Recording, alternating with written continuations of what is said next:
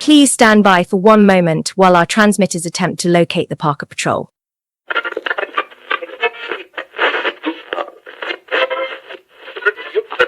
Somewhere in the endless forests of Western Canada,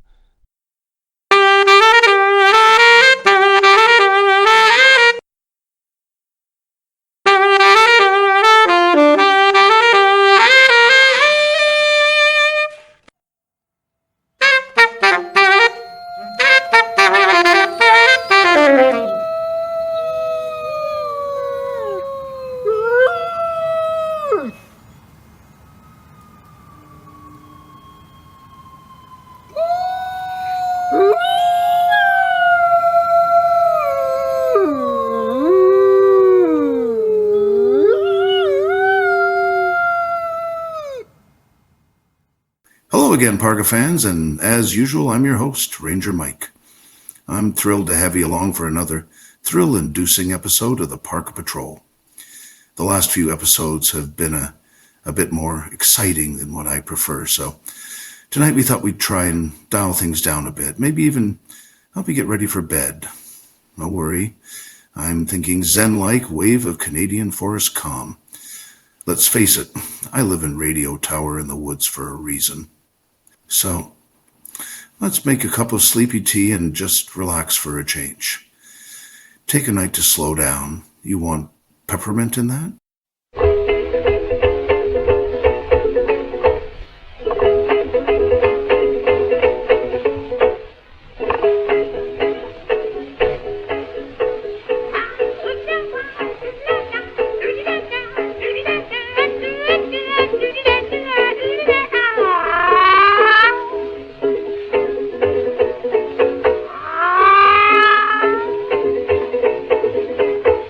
I love a girl named Madeline, I know she loves me too. For every night the moon is bright, she rides in my canoe.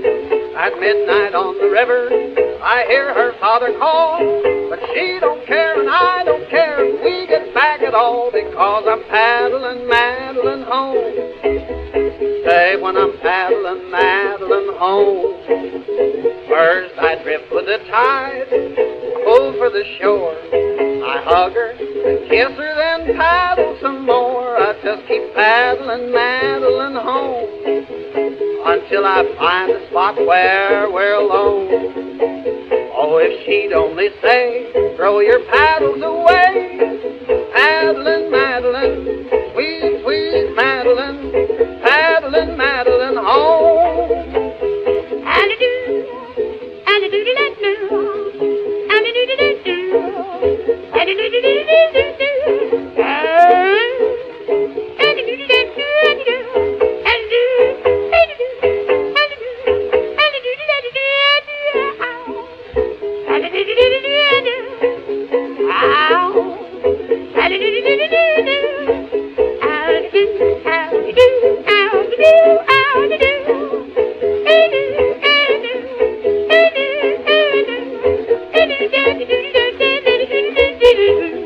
While I'm paddling Madeline home, gee, when I'm paddling Madeline home, first I kiss her a while, and when I get through, I paddle for 1 mile and drift back for 2. I just keep paddling Madeline home until I find a spot where we're alone.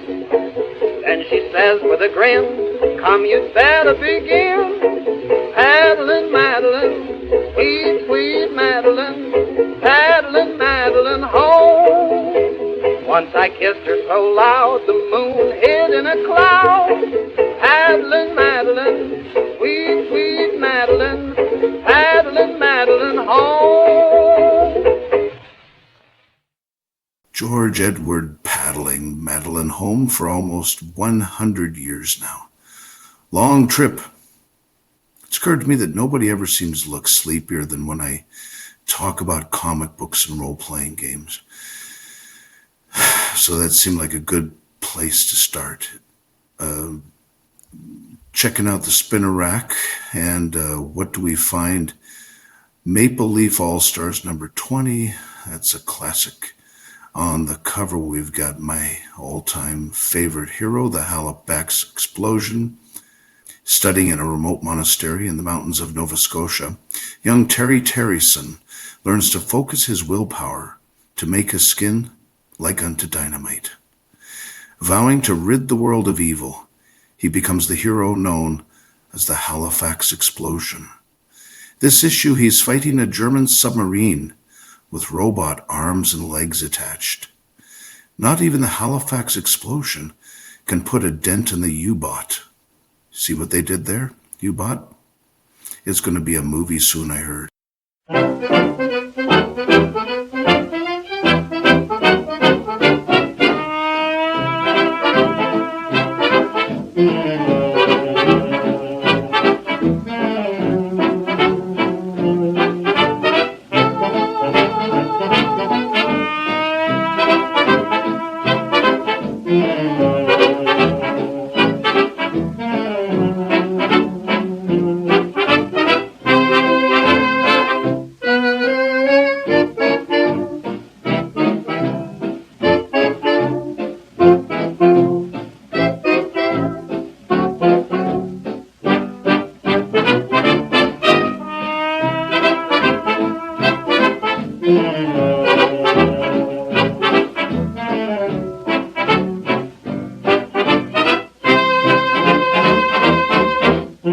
They took the moonlight out of the skies and put the moonlight right in your eyes. Like a June night, you're a heavenly thing. They took the fragrance out of the dew and sprinkled roses all over you. Like a garden, you're a heavenly thing. They made a clinging vine, your embrace, stars that shine, light your face, to combine everything. On your lips they put a breath of spring, and then they finished, called it a day. They took the model, threw it away. Like an angel, you're a heavenly thing.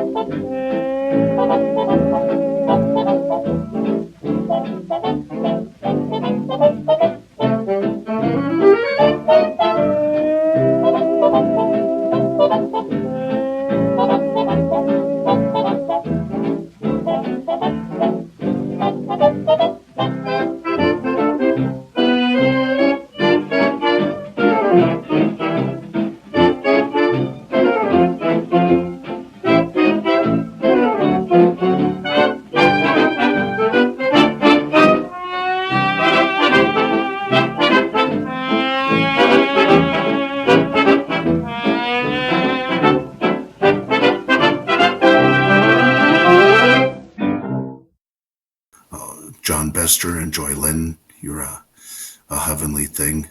Oh, it's okay. I looked at the end. He defeats the U-Bot. Sadly, that was the last issue. Hey, look, I also found a mint copy of Counterculture Comics #1 from 1970. Check out the Adventures of the Grass Wizard, Toronto's only mystical wee guru. I used to love this book when I was in university.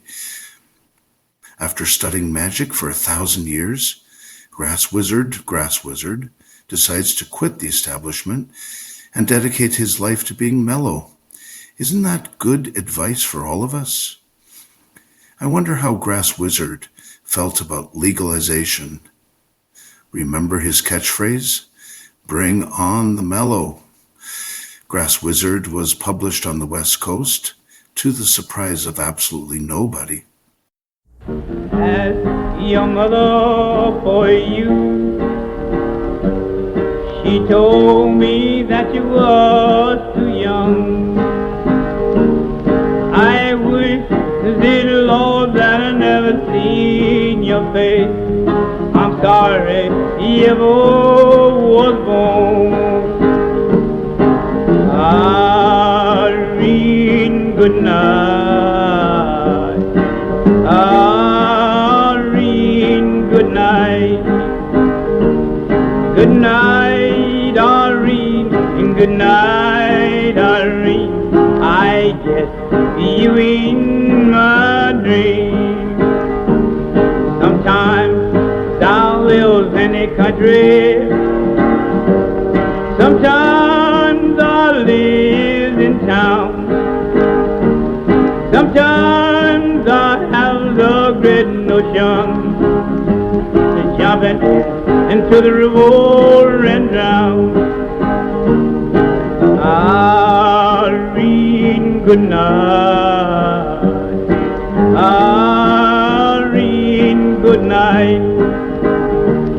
Good night, Irene. Good night, Irene. I guess you in my dream. Stop rambling and stop gambling. Quit staying out late at night. Go home to your wife and your family. Sit down by the fireside bright. Irene, good night. Irene, good night. Good night, Irene, and good night, Irene. I guess you in my dream. Hello, Irene, God knows I do. Love her till the sea runs dry. If Irene turns her back on me, I'm gonna take morphine and die. The one and only Lead Belly, with the tear-jerking "Good Night, Irene." You still seem pretty awake. If you want, we could turn on the television. Did you see my TV? The only model made in Canada. The Aurora Vision. You can only get it from Eaton's. Mine only picks up Canadian programs from 1991 or earlier. Patriotic, but a mixed blessing. Want to see what's on?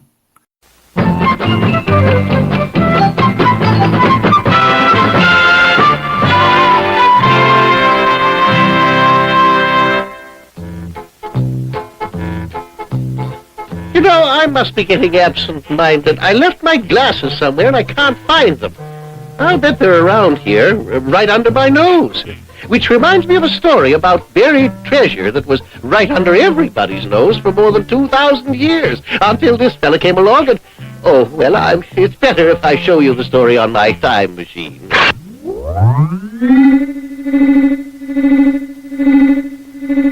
Heinrich Schliemann was a poor German boy. Instead of going to school, he had to work long hours in a store. When he had time, he read stories about the battles between the Trojans and the Greeks and the siege of Troy. The more he read, the more he became convinced that these adventures had actually happened. Somewhere there must have been a real Troy, and when he grew up, he was going to find it. Heinrich never forgot his boyhood dream. He was such a good businessman that he made a fortune when he was still middle-aged. He had enough money to retire from business and start looking for Troy. Homer's story of the Trojan War seemed to contain many clues. If the story was true, Troy was in Asia Minor, and the Greek ships were beached near Troy because the Greeks could march to the city walls in a very short time. Schliemann found a beach that seemed to fit this description. Homer also told about Achilles chasing Hector around the walls of Troy. Near the beach, Schliemann found a hill that seemed to be small enough to run around. Troy must be buried here, under the dust of centuries. But when he applied for permission to start digging, the Turkish governor refused to grant him a license, unless all the objects Schliemann found would be turned over to the government. Furthermore, he would have to pay the salary of a Turkish inspector who would watch the work.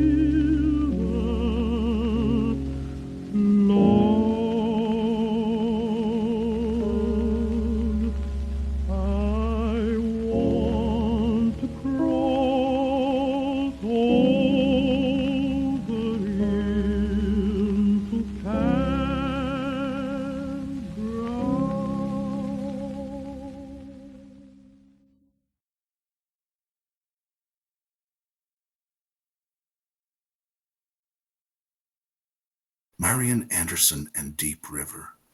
As beautiful a song as has ever been sung. Before bed, I usually like looking at my new Treppers and Trolls 2.0 role-playing game. It's like Dungeons and Dragons, but more northern. I play a half Sasquatch named Takat. He gets a woodland hide and sneak bonus. Plus, he isn't as shy as a full Sasquatch. He gets 3 wounds, he's to go berserk, so he does extra damage. And he speaks English, French, and 6 First Nations languages. Last week, he knocked out a Moosador with 1 punch. I love playing this game. Yes, yes. Swing high, swing low, swing to and fro. Not fast, not slow. A little swing can do more than anything else for you. Swing out, swing in. It's not a sin, so let's begin. You never get the gate if your swinging is up to date. Yeah. When someone complains that they're lonely and blue, baby dudes get by, baby dudes get, so baby dudes get lally. A rhythmic campaign can do more than anything for you. Baby, it'll carry you through. Swing high, swing low, swing to and fro. Not fast, not slow. And if you think you can't swing high, swing low. Take it, Charlie.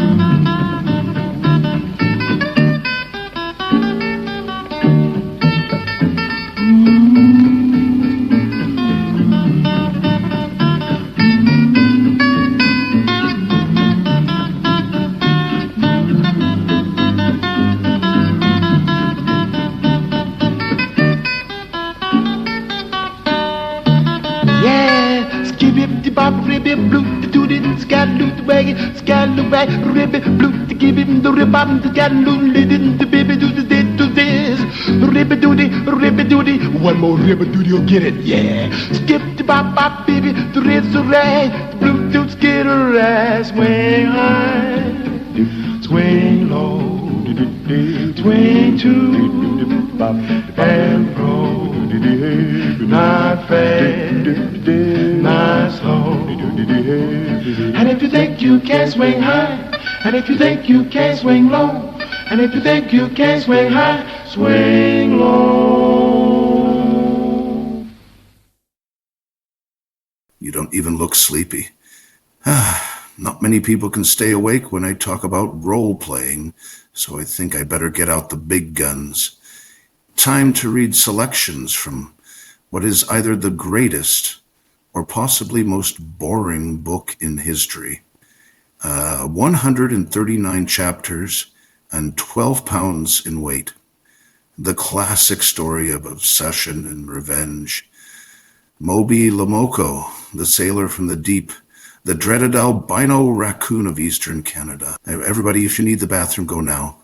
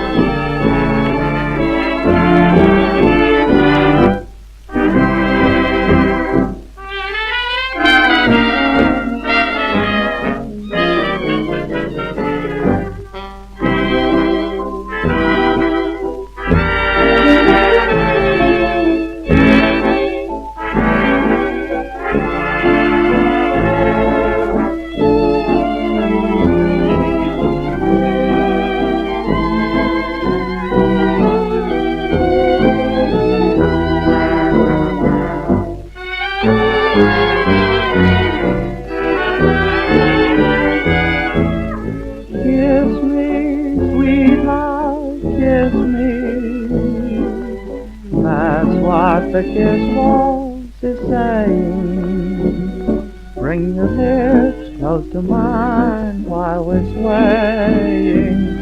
Oh my dear, can't you hear what they're playing? This waltz is the kiss waltz, telling us both what to do. So kiss me, sweetheart, kiss me, while I dance the kiss waltz with you.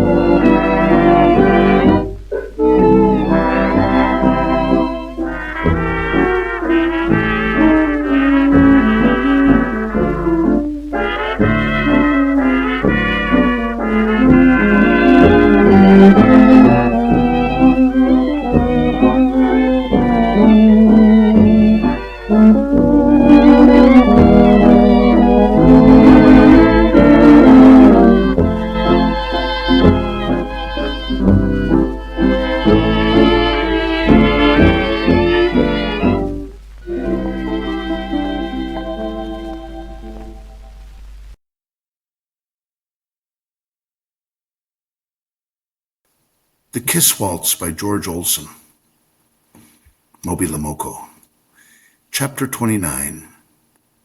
We had all heard of Moby Moko, the fabled raccoon of huge size, white as a corpse.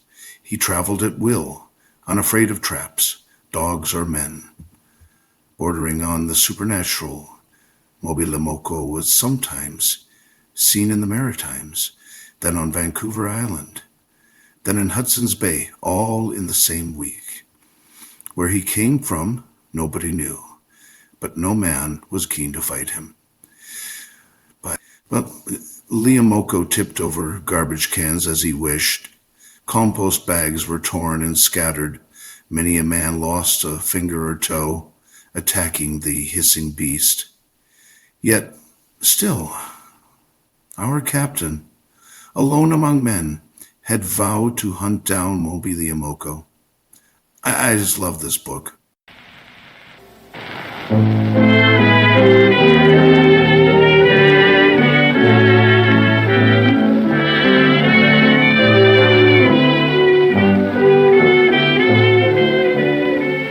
You said you loved me just as I love you, and I believed it all. I never dreamt your words would prove untrue. I was a fool to fall. You brought me heartaches, heartaches. My loving you meant only heartaches. Your kiss was such a sacred thing to me. I can't believe it's just a burning memory. Heartaches, heartaches. What does it matter how my heart breaks? I should be happy with someone new, but my heart aches for you.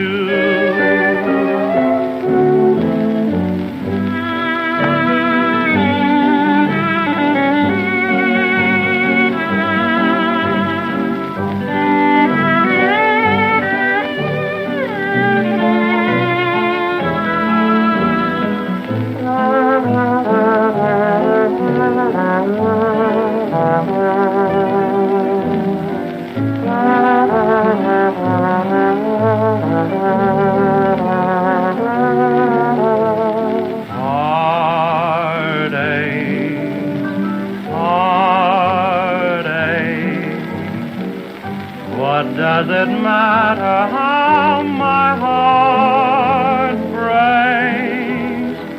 I should be happy with someone new, but my heart aches for you.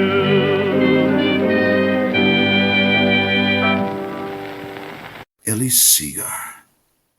Chapter 45. The men of the neighborhood, bound by a blood oath, gathered in the captain's driveway. Twice Moby Moko had taken his leg, one of flesh, one of wood. We held our rakes and shovels nervously. In the distance, Moby Moko waited, silently, watching us with no fear. He had bested us before. Clearly he felt he would best us again. In those silent moments, I studied the great white raccoon's eyes, searching for signs of intelligence or pity. But in them, I saw only the scorn all raccoons hold for all men. I need a break. This is so intense.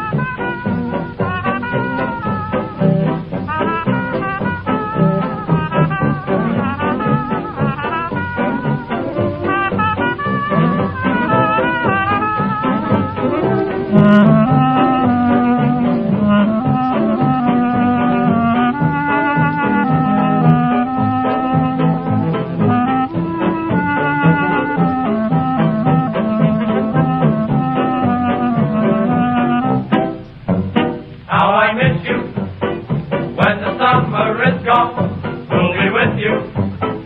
When the summer is gone, will you think of the promise you made? Will the love that you gave me remain?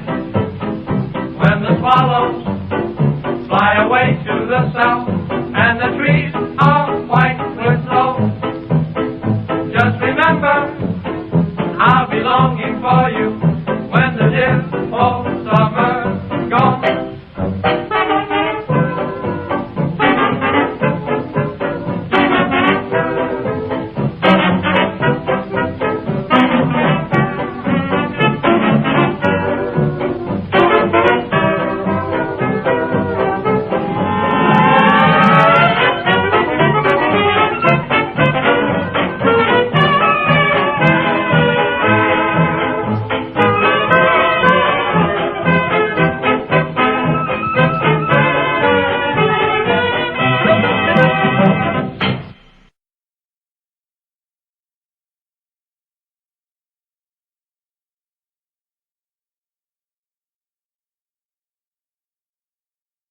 My producer's waving at me. I think we have to continue the saga of Moby the Moko later. I hope you feel at least a little sleepier. Let's top up that hot chocolate. Better check the mailbag too. I see we have a commendation for Ranger BP in Qualicum for outstanding good citizenship. Does it come with a medal? Or maybe a t-shirt? I better get some rest, everybody. I think it's going to snow soon. Hey, if you can't sleep, you want to make a Trappers and Trolls character? I think you might like it. You take 5d5, roll them 4 times, but throw out the lowest number, okay? Then we have to look at characters. The Parka Patrol was written, produced, and performed by Ranger Mike. Ranger Mike does everything but pick up after himself. A nod of help to the Play HT program. Promotional consideration for the Parka Patrol was kindly supplied by Woodward's Bargain Basement via Time Machine in 1971. Moby the Moko will soon be coming to the silver screen, but I think it's a musical, so, meh.